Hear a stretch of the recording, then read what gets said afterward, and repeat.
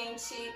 Hoje eu tô aqui para dar algumas dicas sobre o desmame, que é uma etapa assim de tamanha importância, né, no processo da amamentação, tá? É uma fase que deixa muitas mães preocupadas, com medo, às vezes até desesperadas, né? Então hoje eu quero dar algumas dicas sobre isso para vocês. Antes eu só queria pedir para vocês já curtirem o vídeo, ativarem o sininho para não perder nenhuma das nossas postagens aqui, se inscrever no canal e me seguir nas minhas demais redes sociais. Compartilha também com a galera, tá? Qualquer pessoa que vocês souberem que tem interesse no assunto de saúde e desenvolvimento da criança, né? Então você já vai lá e compartilha com o pessoal pra gente tentar atingir o máximo de famílias que a gente conseguir. E vem comigo!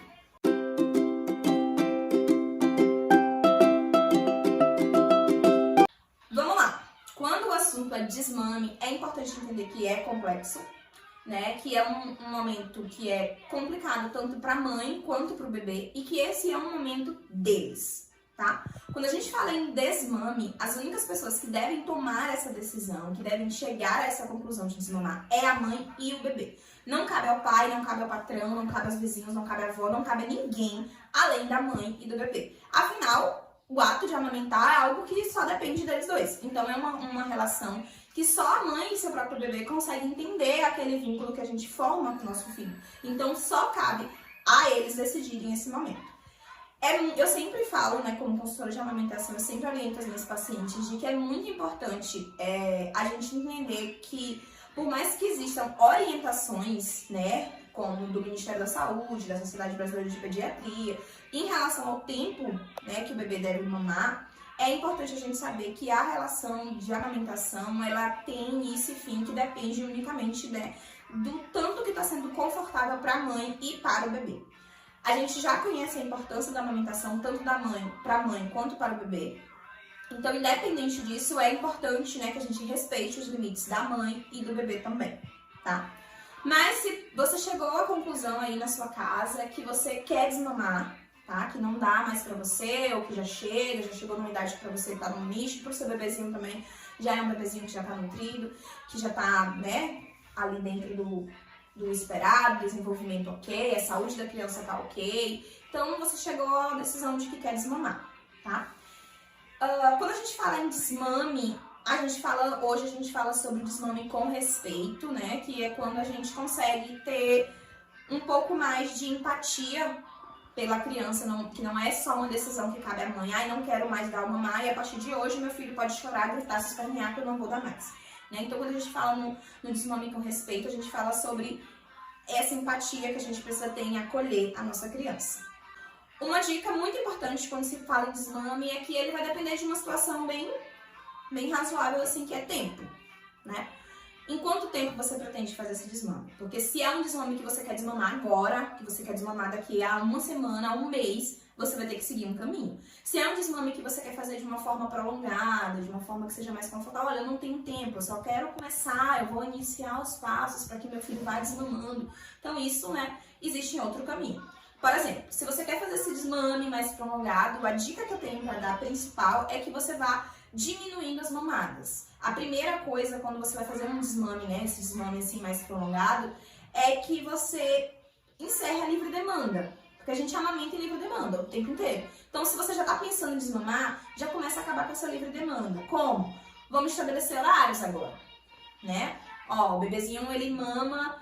Vamos estabelecer mamadas que sejam da nossa rotina. Tipo, todos os dias ele mama quando acorda, ok, essa eu mantenho. Todos os dias ele mama antes de dormir, ok, essa eu mantenho. Todos os dias ele mama quando chega da escola, essa eu mantenho, sabe? Aquelas que ele faz sempre, você mantém. Aquelas que é esporádica, assim, do nada, a criança te viu e resolve mamar, você vai tirando.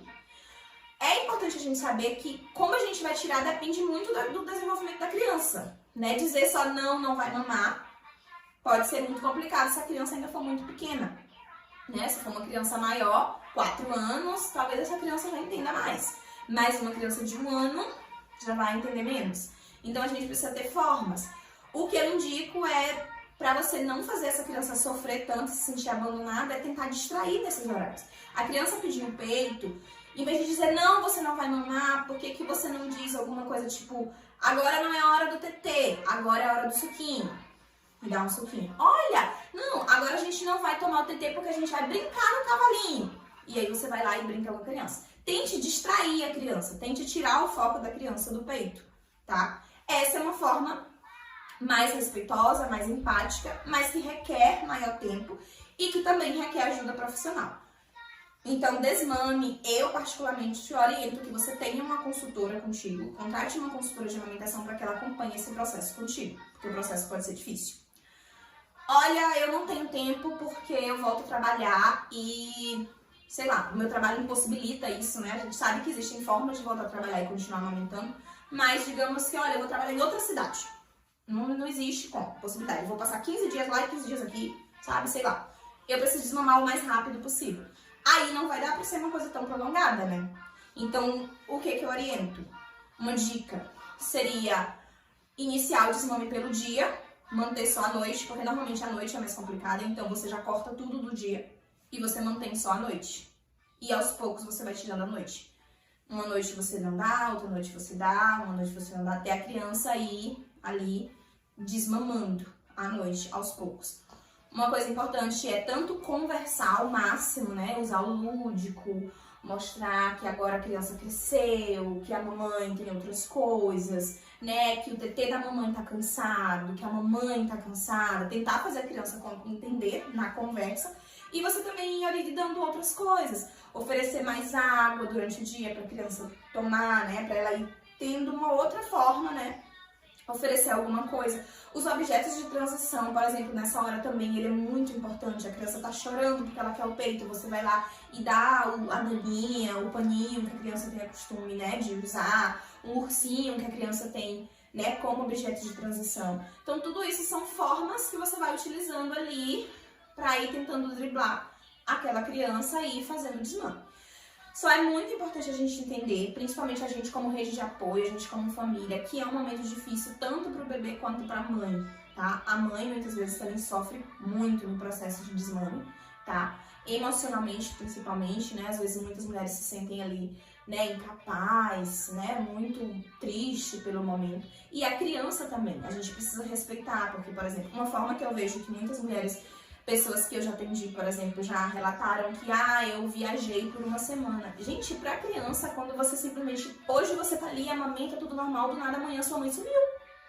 Sabe? A gente entende que não é um abandono, porque a gente sabe que a gente vai voltar. Mas a criança não entende isso. Então, pra ela, você abandonou. Minha mãe me abandonou. Essa é a sensação que a criança tem, né? Então, assim, quando a gente fala sobre respeitar a criança, a gente fala exatamente sobre isso. Sobre entender que é um momento que é importante pra gente, que a gente tá cansada, que a gente quer desmamar, que a gente tem as nossas obrigações, mas que também é um momento que envolve a criança. Então, a principal dica é a gente tentar fazer de uma forma que seja respeitosa pros dois. E busca apoio. O momento de desmame, com certeza, é o momento onde você mais vai precisar de apoio. Na hora de dormir, por exemplo, quando você tirar a mamada da noite, se você tiver outra pessoa que possa colocar o bebê pra dormir, que o bebê confia, né, e pode dormir naquele momento, vai ser mais fácil. Por aí vai. Então, busquem ajuda profissional, busquem ajuda da rede de apoio que vocês têm. Respeitem, tenham paciência, tenham empatia e tenham muito amor, né, e compreensão pela imaturidade do seu bebê. E a dica mais importante, né, é que o desmame ele deve acontecer depois dos 2 anos, tá? Antes dos 2 anos é desmame precoce.